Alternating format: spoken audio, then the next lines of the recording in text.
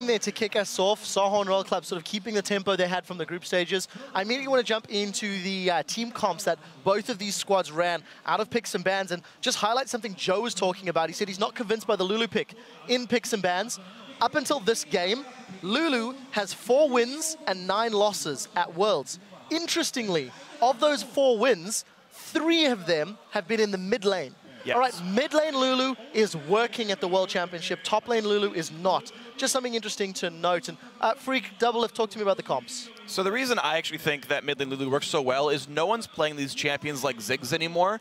You're not losing out in team fight damage by playing support Lulu. You're either seeing Zeds and Talons who are trying to one-shot one person, or you're seeing these supportive mid laners like Orianna and Lulu who are relevant in damage all the time. When you have a contrast of Lulu versus Ziggs, you're like, oh my god, my mid laner is so much weaker.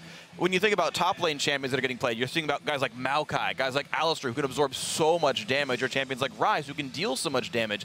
Lulu doesn't do either of those things. I think the disparity is very different when she's in the mid lane. Yeah, and like Krepo was saying off camera, actually, the way you play against mid Lulu is you don't fight her early, because she does get outscaled probably 5 or 6 items. Orianna's a lot better than Lulu because of that big ulti, but you saw Starhorn and Royal Club use their power spike so well. It's like, Kha'Zix has evolved W, Lulu's really strong mid lane, let's fight this dragon. They got a 5 for 0 and dragon. Yeah, Lulu kind of falls off, but early game, she has so much utility in her kit, right? That goes throughout the entire game. But her base damages early game are good enough so that she can win a fight on her own. And I think that's what happened in that dragon fight as well. That's where they came ahead. So we have a replay of that as well. So if we can get that on your screen right now, we can actually see where EDG falters strategically and where Royal Club just capitalizes. So before we run this, I just want to point out that Kael's on the top lane pushing already. So they have the control of the map.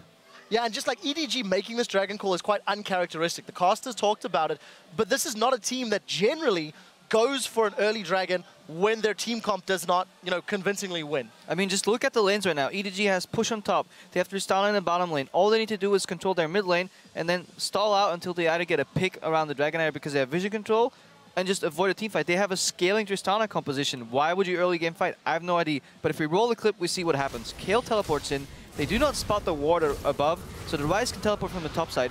And this is Uzi pinching from the bottom.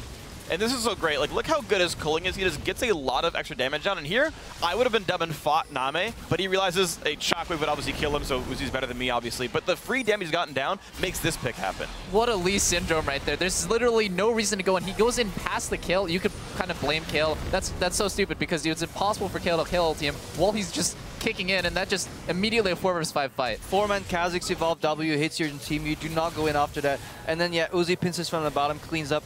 This is just a really good fight from Royal Club. And the thing is, Royal Club is so good at exploiting mistakes, and EDG was at the Baron fight as well. So that's the irony for me. Both these teams exploit mistakes so well, but they keep making them. And I wonder just, how can you keep making mistakes if you're so good at recognizing when the other team makes them and you exploit them? And when are you going to learn?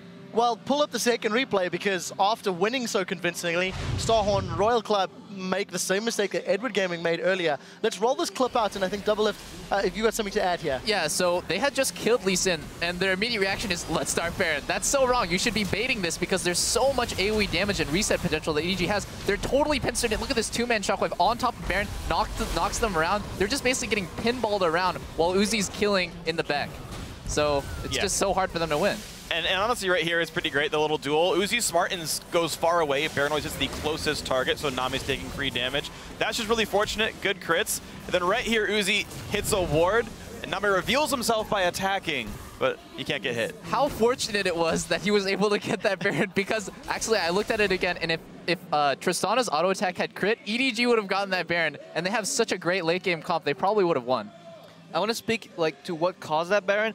Royal Club got so far ahead, but they just refused to play the vision game properly. I mean, yeah, I'm going to be whining about Zero's build again. I'm actually fine with the Magi's. I understand why you want that. I'm fine with Frostqueen's claim, but do not let your vision suffer from it.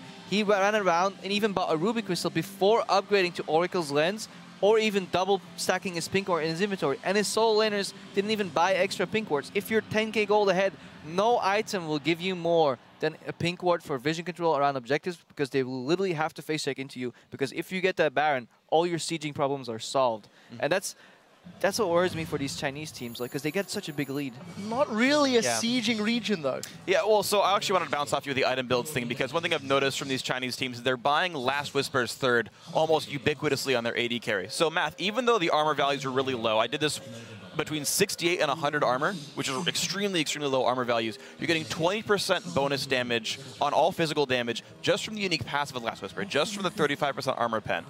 When you're an AD caster like Lucian, that is still, even against low armor, the best damage item you can buy. So it's gold efficient for damage, obviously not durability when you have things like lifesteal to consider. Now, Double Lift, we are moving along. Edward Gaming is a team that you put some faith in coming into this. Are you a little nervous from the performance of their showing in Game 1, or is this just Game 1 jitters of a series? Oh yeah, they got stomped this game, let's be honest. If it wasn't for that awful decision in the Starhorn Royal Club, it would have been just a sweep of a game. So I'm shaky. Yeah, I thought this game was going to be really close, and it still is to me, but wow, what a first game. All right, final thoughts, Freak? Yeah, I think that Dragon is fairly fluky. Think back to C9 versus Samsung Blue or TSM versus Samsung White. Fluky things happen that snowball the games. Yes, Royal Club can snowball the game. They don't magically get out-rotated for free. They played relatively well. So I don't think that'll keep happening. It'll have a much closer series. Well, we do have potentially 4 more games to go. So let's move this one along. Throughout the event, we've been asking you guys to share how do you Worlds with us. And thank you for those photos. We got a special one from @JKitchen13. Shows us how they're watching the games from Texas, where everything is bigger. I believe that's an IMAX-sized screen, guys. That is huge. That's like all 8 right. people tall. Exactly. I think it's bigger than 8 people tall. It is. Guys, we're just warming up here, and after a quick break, we'll get into Game 2 between Edward Gaming and Star.